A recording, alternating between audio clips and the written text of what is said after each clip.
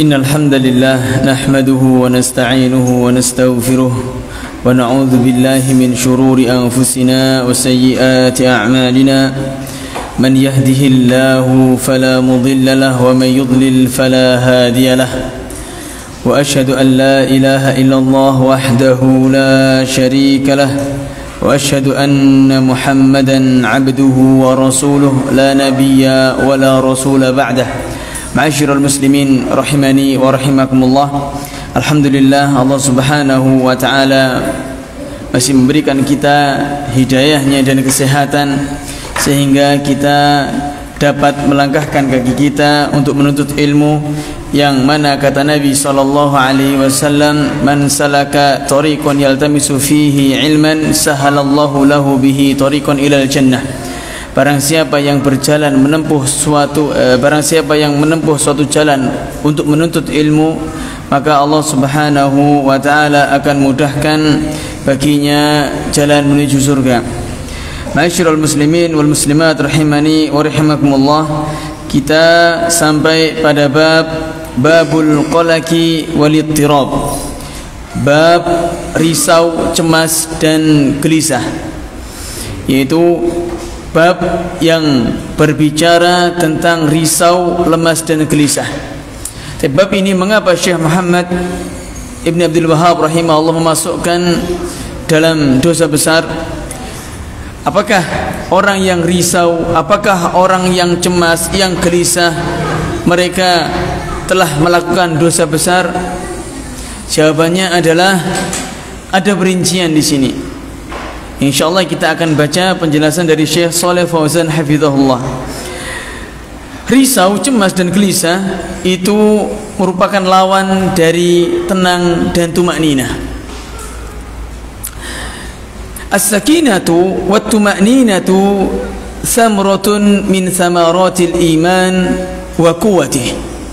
Syekh Abdul Razak mengatakan bahwasanya ketenangan dan tumakninah itu merupakan buah dari buah-buah keimanan dan kuatnya iman. Wal qalaq wal ittirab samratun min samarati dha'fil iman wa naqsih. Adapun risau, cemas, gelisah itu merupakan buah dari buah lemahnya iman dan kekurangannya. Ya. Dan Syekh Muhammad Ibn Abdul Wahhab rahimahullah membawakan ayat Allah Subhanahu wa taala berfirman, fa anzalallahu sakinatahu ala rasulihi wa alal mu'minin. Maka Allah Subhanahu wa taala menurunkan sakinatahu, ketenangan darinya kepada siapa? Ala rasulihi, kepada rasulnya, wa alal mu'minin, dan kepada orang-orang yang beriman. Kita baca penjelasannya. فالقلق والاضطراب عند وقوع القضاء والقدر يعد من الكبائر. Risau, lemah, cemas, gelisah tatkala terjadinya suatu takdir, ya, merupakan dosa besar. Wa amma ar-ridha bi qada'illah wa qadarihi fa huwa min alamatil iman. Adapun seseorang tatkala ridha dengan takdir Allah, ya, ini merupakan tanda-tanda keimanan. Walihadza idza usiba almuslimun bimusibatin aw sallita alaihim adu anzalallahu alaihimus sakinah wal itminan wa adamil qalaq. Maka dari itu tatkala seorang muslim yang tentu imannya kuat, ya, ia tertimpa musibah atau ia berhadapan dengan musuh, maka Allah Subhanahu wa taala turunkan pada hati-hati mereka yaitu sakinah, ketenangan, ya, dan tidak ada yang namanya cemas, risau atau gelisah, ya.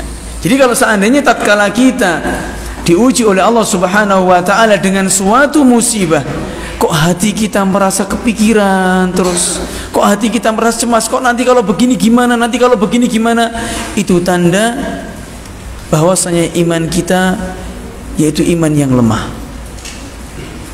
Ya, bukan iman, kita bukan memiliki iman yang kuat. Ya. Dalilnya adalah tatkala Allah Subhanahu wa taala ya menyuruh Nabi sallallahu alaihi wasallam, ya, tatkala Abu Bakar dan Rasul mau hijrah ya secara diam-diam, itu dikejar-kejar oleh orang-orang Quraisy. Dikisahkan dalam surat At-Taubah juga, dalam surat Al-Anfal juga dikisahkan, dalam Ali Imran juga dikisahkan. Allah mengatakan, "Idz akhrajahu alladziina kafaru tsaniya tsnain idz huma fil ghar." Tatkala Allah Subhanahu wa taala mengeluarkan ya orang-orang yang kafir ya pada dua orang. Maksudnya orang-orang kafir itu mengejar dua orang, yaitu Nabi Muhammad sallallahu alaihi wasallam dan Abu Bakar As-Siddiq, dan ia berada di goa. Waktu itu goanya ada di bawah, orang-orang kafir itu di atas goa, dan ada celah kecil. Ya, ada celah kecil. Kalau seandainya orang-orang kafir dingkluk ke bawah, menoleh ke bawah gini, dia akan melihat di bawahnya orang, dan tertangkaplah siapa? Nabi sallallahu alaihi wasallam dan Abu Bakar. Allah mengatakan, memberikan wahyu kepada Nabi sallallahu alaihi wasallam, id yaqulu li sahibihi. Ya, Nabi mengatakan kepada sahabatnya, yaitu siapa? Abu Bakar, la tahzan, sudah jangan bersedih. Innallaha ma'ana, sesungguhnya Allah bersama kita. Fa anzalallahu sakinatahu alaihi, maka Allah turunkan ketenangan pada diri Abu Bakar As-Siddiq radhiyallahu taala anhu. Ya. Kemudian beliau mengatakan, fal muslimu fi jami'i ahwalihi mutmainnun fis sarra'i wad dharra. Orang yang muslim ya dalam semua keadaannya ia merasa tenang, baik dalam keadaan senang maupun dalam keadaan susah. Wa hadza dalilu 'alal imani bi qada'illahi wa qadarih. Ini menunjukkan ya dalil bahwasanya orang tersebut beriman kepada takdir Allah. Ya, walihada lamma asabal muslimin ma asabahum fi wuqatil Uhud. Maka dari itu tatkala orang-orang muslim ya tatkala tertimpa musibah waktu itu, maksudnya tatkala peperangan Uhud ya, ba'du ahli iman, sebagian orang-orang yang beriman, qad usibu bin nu'as, mereka diberi oleh Allah rasa kantuk. Li'annahum mutmainnun, karena mereka tenang. Bayangkan kalau orang yang dalam kondisi peperangan itu mau ngantuk gimana? Tidur takut dihantam oleh rudal. Ya kalau zaman dulu tidur takut dipanah atau takut ada musuh menyelinap. Jadi nggak tenang hidupnya. Akan tapi Allah turunkan ketenangan pada mereka. Wa fin naumi aman. Ya, dan orang tatkala bisa tidur itu menandakan bahwasanya orang tersebut memiliki ketenangan.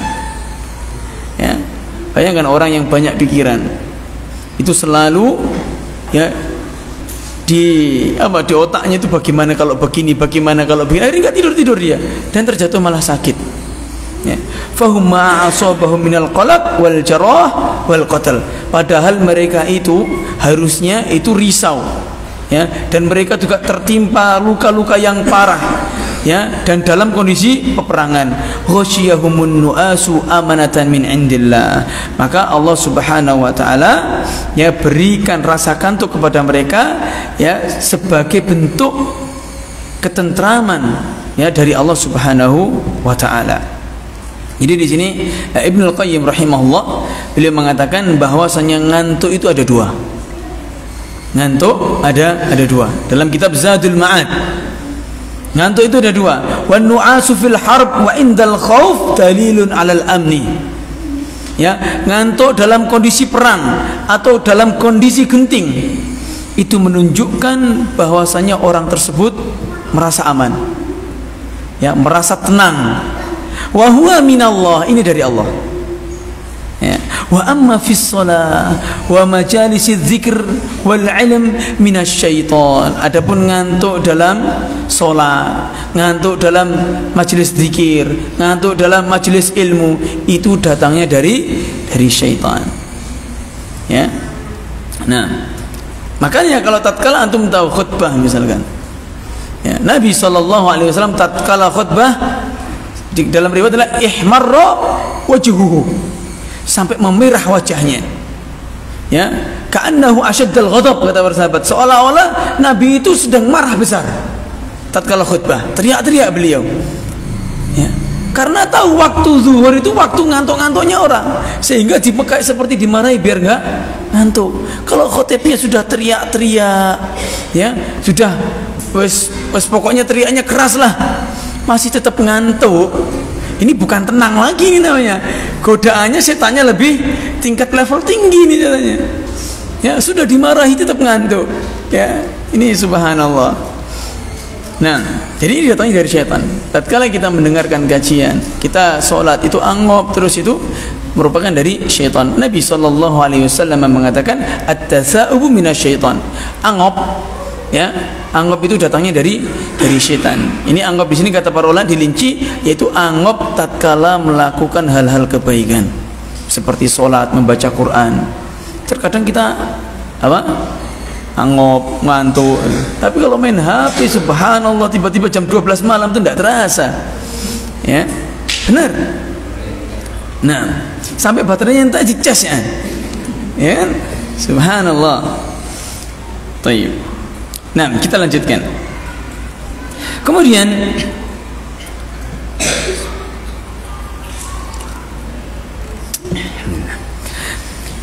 Syekh Muhammad membawakan hadis dalil dari Al-Qur'an.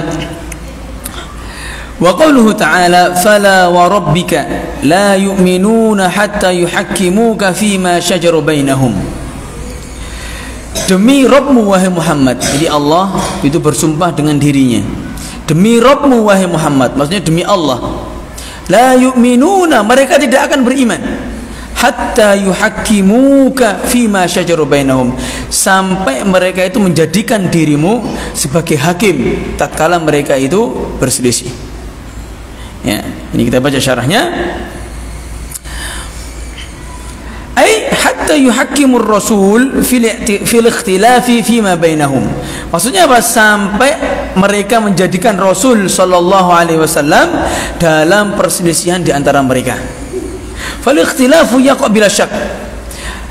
Perselisihan itu selalu ada tanpa diragukan lagi. Walakin yuhsimu birruju' ila kitabillahi wa sunnati nabiyhi sallallahu alaihi wasallam. Akan tetapi semua perselisihan itu harus diputuskan dengan rujuk kepada kitab Allah dan sunnah nabinya sallallahu alaihi wasallam.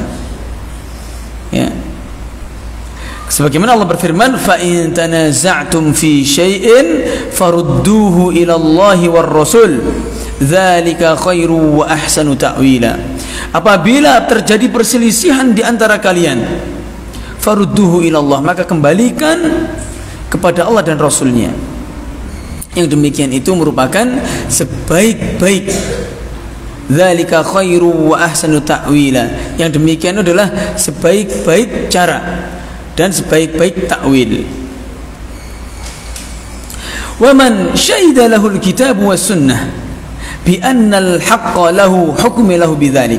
Apabila ya diketahui bahwasanya sudah diketahui dari Alkitab dan sunnah bahwasanya hak ada pada Alkitab dan sunnah, maka berhukumlah dengannya. Wa ala tarafaini an yardiya bil hukmi. Dan kedua belah pihak wajib untuk meridhai keputusan yang Allah Subhanahu wa taala dan Nabi sallallahu alaihi wasallam ya putuskan. Ya, hadhihi hiya sifatul mu'minin. Yang demikian ini merupakan sifat mukminin. Ya.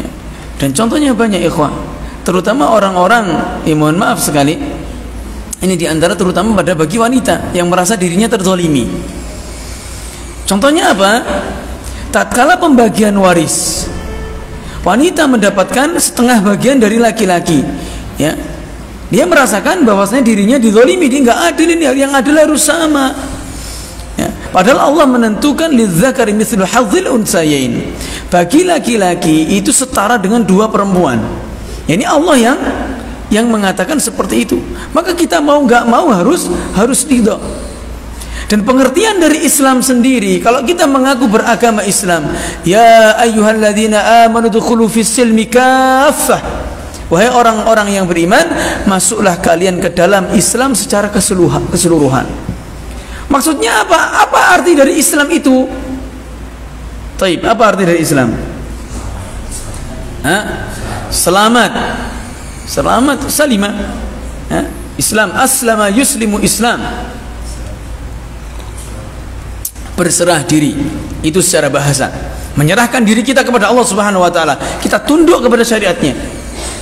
Adapun secara istilah, al-islamu ya huwa al-istislamu lillahi bitauhid wal inqiyadu lahu bitta'ah. Ya, Islam adalah menerima, menyerahkan diri kita kepada Allah dengan mentauhidkannya, wal inqiyadu lahu bitta'ah, dan tunduk padanya dengan ketaatan, wal bara'atu minasyirki wa ahli, dan berlepas diri dari kesyirikan dan dari pelakunya. Itu Islam. Kalau kita mengaku beragama Islam tapi masih meminta kepada orang yang mati, berarti kita belum berlepas diri kepada kesyirikan, dan juga kita belum menjadikan Allah sebagai satu-satunya yang berhak untuk disembah. Nah, itu Islam. Dan yang lain di antara bentuk sesuatu ya yang dijadikan seseorang itu merasa dirinya terzalimi, di antara wanita lagi pada syariat poligami ya, pada syariat poligami ini wanita merasa kalau seorang suami itu berpoligami, wanita merasa dirinya dizalimi. Padahal tidak, bukan dizalimi, berbagi ya, bukan dizalimi tapi berbagi ya. Dan saya baca kisah beberapa para referensi bahwasanya zaman kenapa wanita sekarang ini kok pengennya itu beranggapan bahwasanya satu suami itu memiliki satu istri itu adalah cinta sejati. Itu dikarenakan film-film barat yang seperti Romeo dan Juliet itu. Akan tetapi tatkala kita tengok sejarah ya, Nabi SAW istrinya juga banyak, para sahabat istrinya juga banyak ya, dan para imam-imam itu istrinya juga banyak, bahkan para raja pun juga istrinya juga banyak, hatta presiden kita Soekarno istrinya juga banyak kan, seperti itu. Bahkan siapa ibu kita siapa? Kartini. Ibu Kartini itu juga ya dipoligami kan, seperti itu. Nah, ya kita ini merasa terzalimi ya, maka kita harus berhukum dengan hukum Allah Subhanahu wa taala. Akan tetapi untuk ikhwan, apabila kita tidak mampu, Allah mengatakan fanqihu ma taba lakum minan nisa masna wa thulatha wa ruba', nikahilah wanita-wanita yang baik, yang menurut kalian itu baik, 2, 3 atau 4. Fa in khiftum alla ta'dilu fawahidatan, jika kalian takut untuk tidak bisa berlaku adil, maka cukup satu saja. Kata Allah memberikan resep, kalau nggak bisa adil, satu saja. Adil di sini maksudnya apa? Ya misalkan kita nggak bisa yang istri sama istri yang pertama saja misalnya, ya sering diterlantarkan hak-haknya. Bagaimana kalau menambah ya istri yang kedua? Maka kita harus berpikir di situ. Bagaimana kalau dia begini dan begitu? Pokoknya kita harus berpikir seperti itu. Ya, kalau kita karena apa? Benar nikmat menikah 2 mungkin. Akan tetapi ya bagi kita kalau kita nggak bisa adil, hati-hati nanti kita termasuk orang yang zalim. Ya, menzalimi keluarga kita. Ya, dan seterusnya. Allahu a'lam. Baik. Ayat tersebut ya, ayat tadi fala wa rabbika la yu'minuna hatta yuhakkimuka fima syajara bainahum, ini turun tatkala ada orang munafik. Orang munafik itu orang yang mengaku dirinya Islam, nampaknya Islam tapi hatinya murtad dia. Ya, ini orang munafik punya masalah dengan orang Yahudi. Orang munafik ini ingin menggugat. Sudah, kalau gitu kita carikan hakim, yaitu dari karangan orang-orang Yahudi, kan agamamu Yahudi kan. Dia bilang gitu. Orang Yahudi tahu modelnya hakimnya, model-modelnya hakim Yahudi itu apa? Mudah untuk disuap, mudah memakan harta haram. Sehingga orang Yahudi tahu bahwasanya orang Islam itu Muhammad Rasul sallallahu alaihi wasallam itu enggan disuap. Enggak mau saya mau berhukum dengan Muhammad. Orang munafik enggak mau. Ya, kemudian turun ayat ini.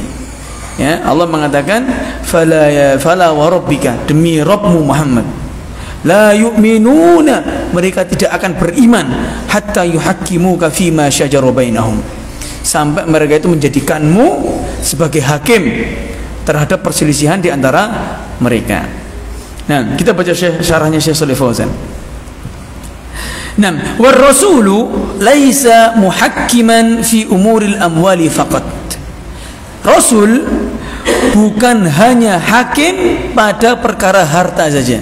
Karena dalam ayat ini kan berkaitan dengan perselisihan masalah harta. Jadi dalam qawaid, ya, dalam kaidah tafsir itu ada kaidah yang berbunyi al-ibratu bi umumil lafzi la bi khususis sabab. Yang dianggap dalam suatu ayat itu umumnya lafaz, bukan pada khususnya sebab ayat ini turun. Contohnya tadi ayat yang barusan diturunkan karena ada perselisihan masalah harta antara orang munafik dengan orang Yahudi. Apakah berhukum dengan menjadikan Nabi SAW sebagai hakim hanya pada perkara yang bersifat harta karena sebabnya harta? Tidak, tapi pada semua hal. Ya. Nah, kita baca. Wa innama fi kullil umur wa fi kulli khilaf. Akan tetapi menjadikan Nabi sebagai hukum, sebagai hakim adalah pada semua perkara dan pada semua perselisihan. Sawaun fil aqidah wa hadza ahammu minal amwal. Baik masalah akidah, yang mana akidah lebih penting daripada harta, au fi ghairiha minal masail wal qadaya, atau pada selainnya dari beberapa permasalahan atau beberapa keputusan. Fala budda an narji'a fi kulli al-qadaya allati yansha' anha ikhtilaf ila kitabillahi wa sunnati rasulih. Ya, maka wajib bagi kita untuk mengembalikan semua keputusan, ya, yang terjadi yang terjadi perselisihan di situ, kita kembalikan kepada Alkitab dan sunnah Nabi sallallahu alaihi wasallam. Lianna Allah anzal al-kitab liyahkuma bainan nasi fima ikhtalafu fih. Karena Allah Subhanahu wa taala menurunkan Al-Qur'an, ya, yaitu untuk menghukumi manusia tatkala ada perselisihan. Wala yakfi an yuhakkimur rasul fima ikhtalafu fi lihillin niza' wa hasbi, walakin kama qala ta'ala thumma la yajidu fi anfusihim harajan mimma qadaita wa yusallimu taslima. Ya, yaitu kita harus berhukum kepada hukum Allah Subhanahu wa taala tatkala ada perselisihan, ya, hingga kita dicatat sebagai orang yang beriman tatkala kita itu menerima syariat Allah, menerima keputusan Allah dan Rasulnya, ya, tanpa adanya beban. Nah, ini berarti kita iman kita sangat pada posisi yang kuat, ya. Nah, baik. Adapun dalil yang ketiga, Syekh Muhammad membawakan dalil dari surat Al-Fajr. Ya ayyatuhan nafsul mutmainnah irji'i ila rabbiki radiyatan mardiyah. Wahai jiwa-jiwa yang tenang, ya, irji'i ila rabbik, kembalilah Rabbik bukan kepada Rabbmu di sini. Irji'i ila Rabbik, kembalilah kepada jasadmu, ya, pemilikmu sebelumnya. Rohnya suruh kembali kepada pemiliknya. Radiyah, dengan ridho, mardiyah, dan diridhoi. Beliau mengatakan, wal muradu bidzalika sahibun nafsil mutmainnah bi qada'illahi wa qadarihi. Yang dimaksud nafsu mutmainnah, wahai jiwa-jiwa yang tenang. Maksudnya apa? Yaitu jiwa-jiwa yang tenang terhadap takdir Allah.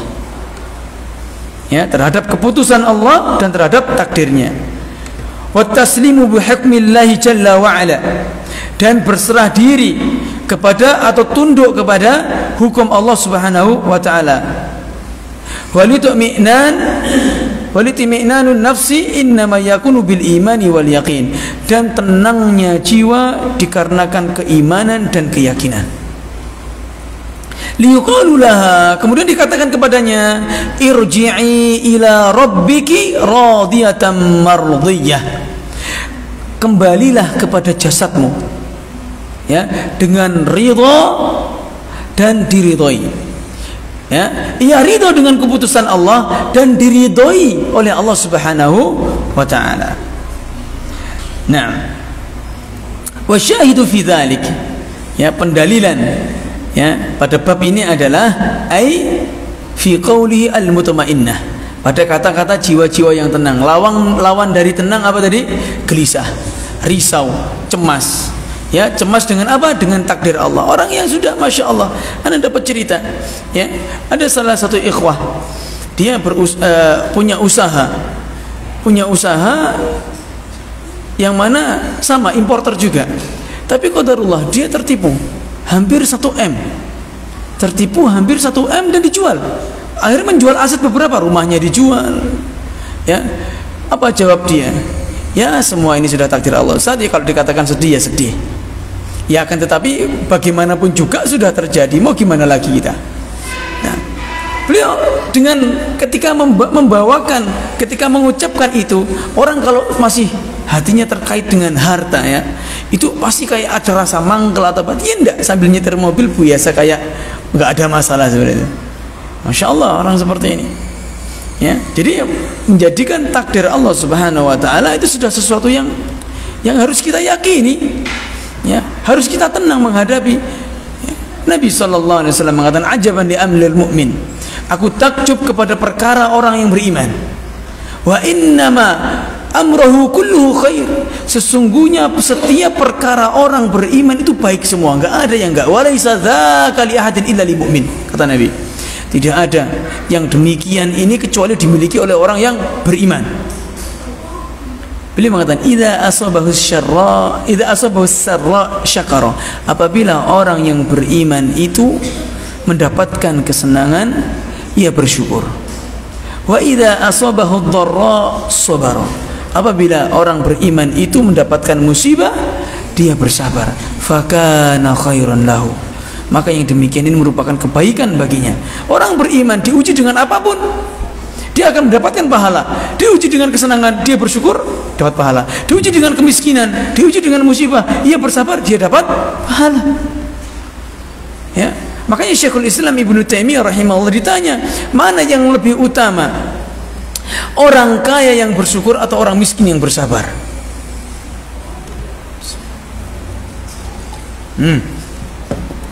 Taib, posisikan antum sebagai Ibnu Taimiyah. Mana yang bersyukur? Mana yang lebih baik? Orang kaya yang bersyukur atau orang miskin yang bersabar? Orang kaya bersyukur, masya Allah. Ya, masya Allah. Syekhul Islam tidak menjawab seperti itu. Beliau mengatakan juga tidak menjawab orang miskin yang bersabar, tidak. Kaya dan miskin adalah sebuah takdir, kata beliau. Ya, sama-sama ujian. Yang satu jurusan IPA, yang satu jurusan IPS, sama-sama ada ujiannya. Kata beliau adalah orang di antara orang kaya yang bersyukur dan orang miskin yang bersabar, yang lebih mulia di sisi Allah adalah orang yang paling bertakwa di antara keduanya. Ya, orang yang paling bertakwa di antara keduanya. Ya, karena kesabaran mengantarkan kepada ketakwaan, kesyukuran juga mengantarkan kepada ketakwaan. Nah, kita lihat sebatas apa dia bersyukur dan kita lihat sebatas apa dia bersabar, kata beliau. Nah, dan syukur ikhwah, saya membaca risalah dari Ibnu Qayyim rahimahullah. Syukur itu ada 3. Yang pertama, syukur bil qalb, syukur dengan hati, yaitu dengan mencintai, mengakui ya, dengan mengakui nikmat tersebut dari Allah dan mencintainya, mencintai nikmat tersebut. Tentu mencintai sang pemberi nikmat. Syukur dengan hati yaitu dengan mengakui dan mencintai. Ya, kalau Anda misalkan mendapatkan suatu nikmat, kemudian kita nggak mengakui ini nikmat dari Allah, justru malah ini gara-gara usahaku ini. Nah, berarti Anda tidak bersyukur dengan hati. Sebagaimana Qarun, ya, dia mengatakan innama utituhu ala ilmin indi. Sesungguhnya aku diberi harta ini banyak karena ilmuku. Nah, ini nggak syukur orang ini, nggak mau mengakui nikmat ini dari Allah. Kemudian syukur dengan lisan.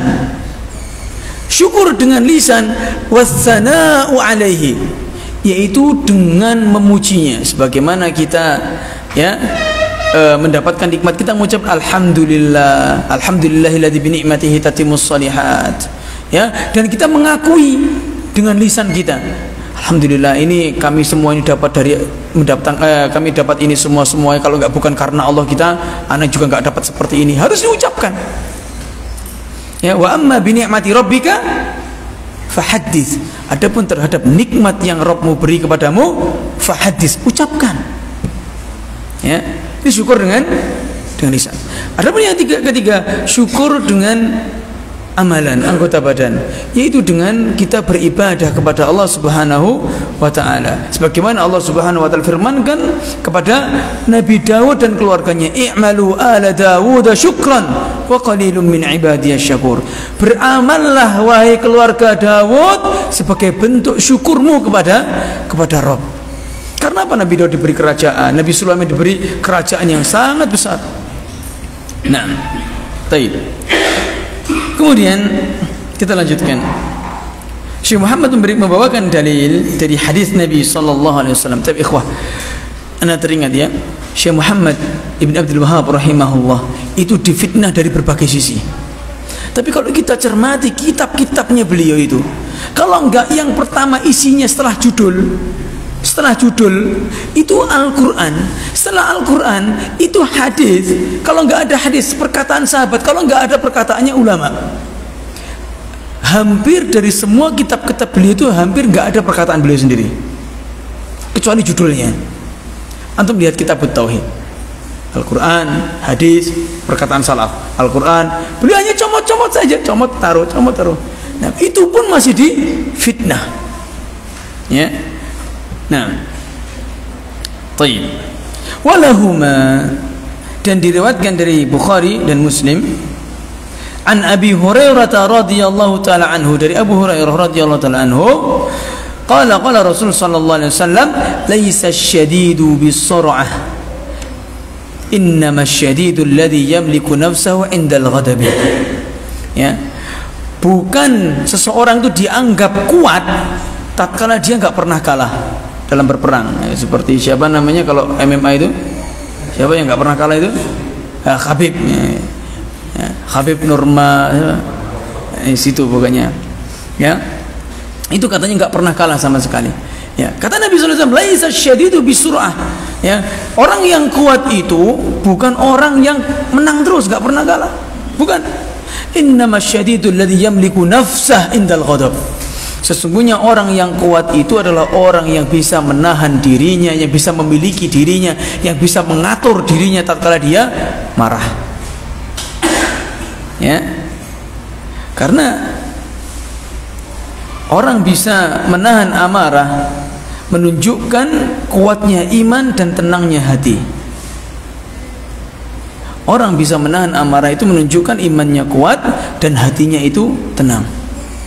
Tatkala seorang itu nggak bisa menahan amarah, berarti menunjukkan bahwasanya hatinya itu banyak kecemasan di situ, ya, banyak masalah di situ.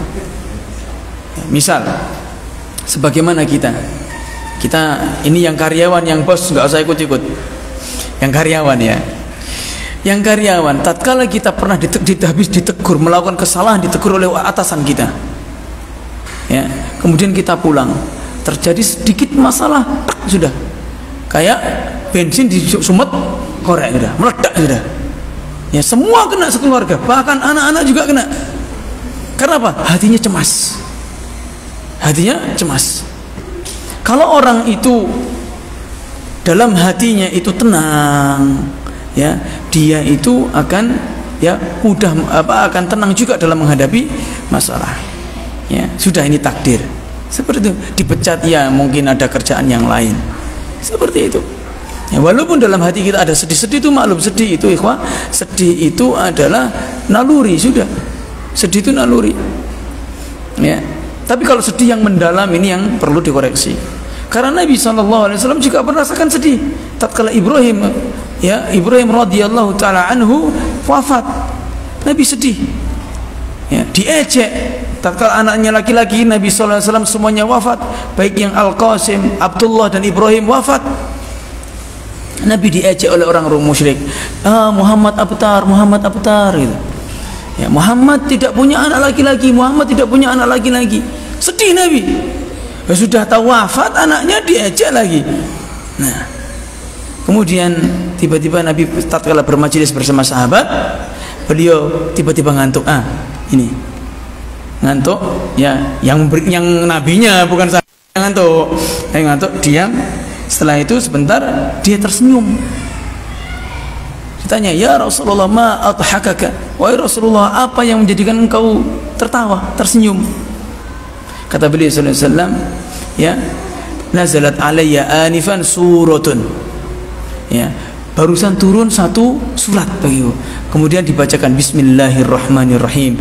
Inna a'tainakal kautsar fashalli li rabbika wanhar inna syani'aka huwal abtar. Ya, sesungguhnya aku Muhammad memberimu al-kautsar. Ditanya, "Mal atadri mal kautsar?" Apakah kamu tahu apa itu kautsar? Para sahabat menjawab, "Allah wa rasuluhu alam." Allah dan Rasulnya mengetahui. Beliau mengatakan, "Al-kautsar nahrun fihi khairun katsir." Ya, suatu sungai yang di dalamnya ada kebaikan yang melimpah. Sungai khusus Nabi SAW. Beliau tersenyum mendapatkan itu. Ya, nggak apa-apa aku di dunia nggak dikasih anak laki-laki, akan tetapi ya aku di akhirat mendapatkan kebaikan yang banyak. Allah mengatakan, ya, kami berikan kau al-kautsar Muhammad. Salatlah kamu dan sembelihlah. Nah, salat tatkala digandengkan dengan sembelihan, ini salat apa ini? Maksudnya salat Id. Ya, kalau salat digandengkan dengan zakat, salat apa? Salat 5 waktu. Kalau salat digandengkan dengan sembelihan, ya, fasalli, salatlah karena Rabbmu, wanhar, dan berkorbanlah. Ya, ini salat apa maksudnya? Salat Id. Ya, salat Id.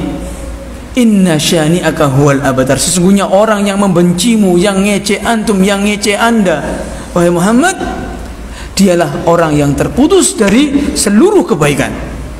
Nabi senyum.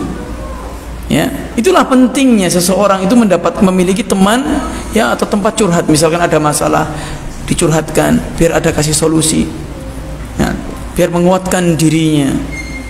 Baik, kita lanjutkan, kita baca. Nah, wal haditsu fihi irsyadun ila anna man abghadahu amara wa aradat an-nafs al-mubatira ila al-intiqam mimman aghdabaha an yujahidaha wa yamna'aha mimma talabat. Jadi di sini menunjukkan bahwasanya tatkala kita itu marah, ya, hendaklah jiwa kita, karena jiwa kita tuh ingin melampiaskan sesuatu, hendaklah kita harus bisa menahannya. Ya, hatta yazula anhal ghadab, sampai hilang rasa marah tersebut. Wa idza ma ghadibuhum yaghfirun. Ya, sifat orang yang beriman adalah yaitu tatkala mereka marah, mereka memaafkan. Wala tastawil hasanatu wala sayyi'ah idfa' billati hiya ahsan. Ya, tidak sama kebaikan dan keburukan, maka balaslah dengan yang lebih baik. Ya, balaslah dengan yang lebih baik. Ya, wa imma yanzaghannaka minasyaitani nazghun fasta'iz billah. Apabila kau dibisiki oleh syaitan, ya, dengan suatu bisikan digoda oleh setan, fasta'idz billah, maka mintalah perlindungan dari Allah, dari setan. Ya, li'anna syaitana yahduru 'indal ghadab, karena setan itu hadir tatkala seseorang itu marah. Wal ghadabu jamratun yulqiha asyaitan fi qalbi ibni Adam. Ghadab itu adalah bara api yang diberikan oleh setan pada hati anak Adam. Ya, jadi kita harus berusaha, ya, menjaga kemarahan. Dan hadis berikutnya Nabi SAW juga berkata, ya, anna rajulan qala lin Nabi sallallahu alaihi wasallam, ausini ya Rasulullah, berikan aku wasiat. Qala la taghdab, jangan marah. Faraddada miraran, beliau mengulang-ulang, ya Rasulullah ausini la taghdab, jangan marah, jangan suka marah. Itu Nabi sallallahu alaihi wasallam. Fan nabiyyu a'tahu minal wasiyati ma yunasibu halu, dan Nabi sallallahu alaihi wasallam memberikan wasiat sesuai dengan keadaan orang tersebut. Kalau orang tersebut ini orangnya pelit, ya, wasiatnya Nabi apa? Perbanyak infak. Kalau orangnya ini malas ibadah, wasiatnya Nabi apa? Perbanyak ibadah. Ya. Jadi wasiat itu selalu disesuaikan oleh Nabi sallallahu alaihi wasallam. Ya, wa hadza min wufuri aqlihi sallallahu alaihi wasallam bi anna wasfal ilaj al munasib li syakhsil munasib. Ya, inilah luasnya akalnya Nabi, cerdasnya Nabi, ya, karena beliau tahu sesungguhnya pengobatan yang cocok itu, ya, sesuai dengan keadaan orangnya masing-masing. Ya, jangan semua orang. Nabi SAW mengatakan, wal habatus sauda shifaa'un min kulli da'. Habatus sauda, apa itu habatus sauda? Habatus sauda yang kita kenal, shifaa'un min kulli da', obat bagi seluruh penyakit. Tapi benar itu obat bagi seluruh penyakit. Akan tapi kadarnya seperti apa? Orang yang tua kadarnya berapa? Orang yang muda kadarnya berapa? Kan kita nggak tahu. Harus sesuai dengan kadarnya. Ya. Misal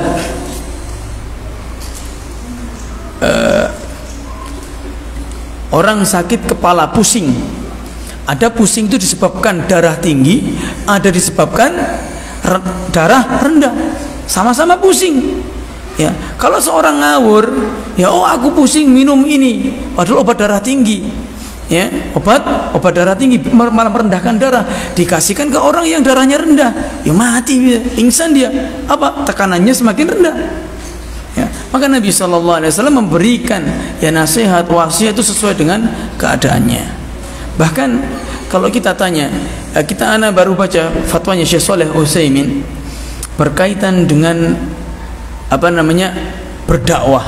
Jadi berdakwah kepada ahlul kitab, berdakwah kepada orang itu berbeda-beda. Tidak semuanya berdakwah itu hanya fokus di akidah saja. Kalau kita sudah lihat orang di sini akidahnya sudah mantap, sudah banyak kajian akidah, maka harus diberi kajian yang lainnya. Bukan semuanya akidah, dari A sampai Z pelajaran akidah bagus, tapi yang jadi masalah apa? Dia bermasalah dalam muamalah. Ya, akidah manhajnya lurus, masya Allah, akan tetapi terjatuh pada riba, terjatuh pada kecurangan, terjatuh kepada ini dan itu. Ya, jadi semua ada porsinya, ikhwah. Ya. Nah, jadi memprioritaskan akidah itu perlu kita pahami. Ya, ada yang namanya memprioritaskan akidah, ada yang namanya hanya mengajarkan akidah, ada yang namanya meremehkan pelajaran selain akidah. Memprioritaskan akidah yaitu mengajarkan akidah dan juga mengajarkan pelajaran-pelajaran yang lain. Akan tetapi akidah menjadi pokok yang prioritas. Mengajarkan fikih, akidah akan diajarkan. Mengajarkan hadis, akidah diajarkan. Ya, apapun fan ilmunya, akidah juga diajarkan. Ini memprioritaskan akidah. Kemudian yang kedua, hanya mengajarkan akidah. Ini juga baik. Misal di suatu kampus, ya, ada ustadz keluaran Jamiah Islamiyah jurusan akidah, dia di kampus ini hanya mengajar akidah karena memang kekhususannya. Ini juga bagus.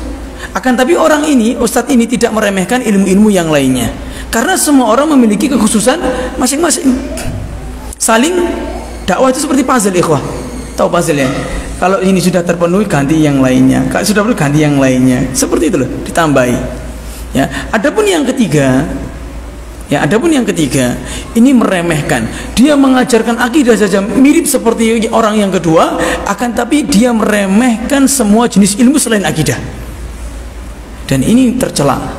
Mengapa tercela? Saya katakan, ilmu fikih dari mana datangnya? Ilmu fikih datangnya dari mana, ikhwan? Dari Nabi SAW, ya kan? Ilmu hadis datang dari mana? Dari Nabi.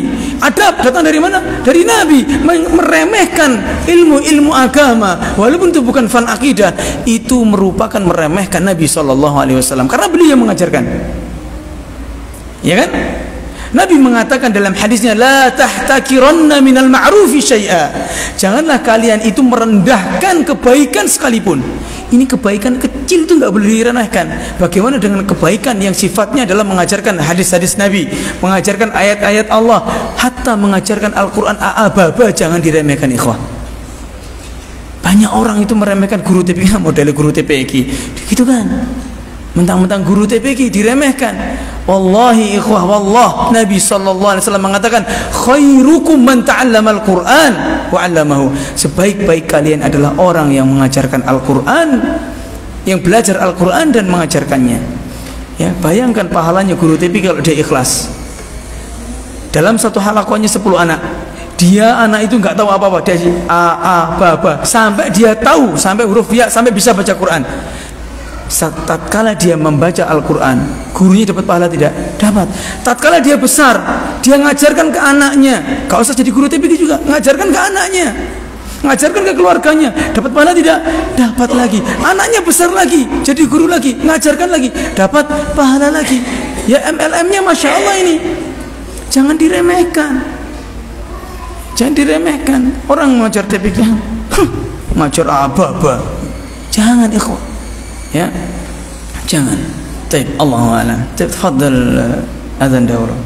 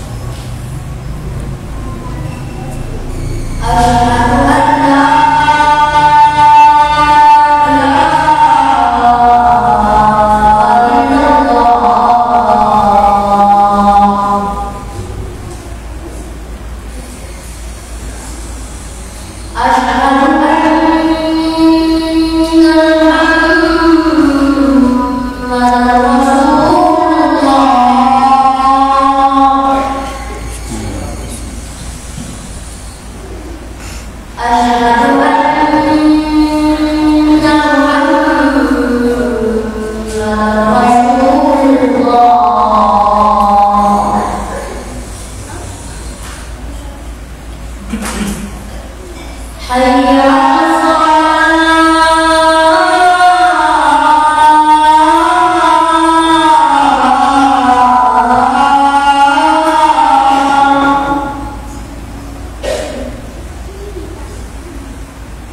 'alal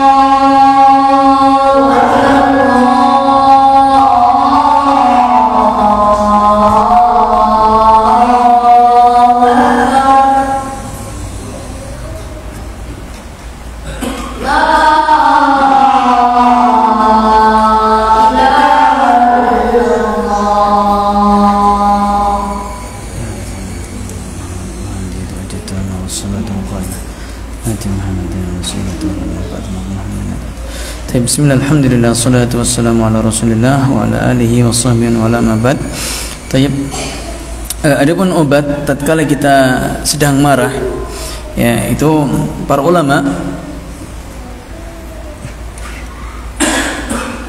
menjelaskan bahwasanya yang pertama adalah kita berlindung kepada Allah Subhanahu wa taala dari syaitan, ya. Sebagaimana Nabi sallallahu alaihi wasallam mengatakan fasta'idz billah. Allah Subhanahu wa taala mengatakan fasta'idz billah. Ya, tatkala diganggu oleh syaitan, mintalah perlindungan kepada Allah. Begitu pula tatkala kita salat, kita lupa rakaat atau kita lupa bacaan atau kita pokoknya kita lupa gitu. Ya, kita merasa enggak fokus, kita ta'awudz. A'udzubillahi minasyaitonirrajim. Kemudian meludah 3 kali ke kiri.